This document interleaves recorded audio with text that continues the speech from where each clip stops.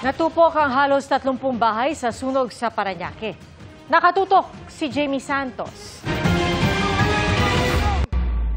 Kita sa videong ito ang nagngangalit na apoy na gumagapang sa mga bahay sa barangay San Antonio sa Parañaque. Makapal din ang usok na bumalot sa mga bahay.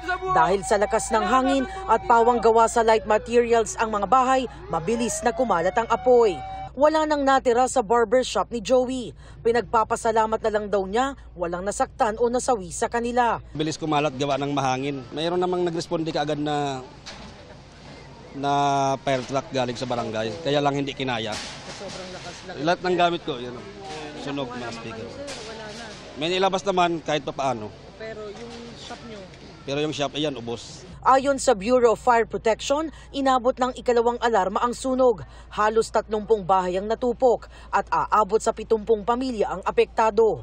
Iniimbestigahan pa ang sanhi ng sunog at halaga ng pinsala nito. Mabilis din kasi dumami na bigla yung mga resources. Pero may hydrant naman tayong malapit sa area kaya tuloy-tuloy yung tubig. Kaya hindi...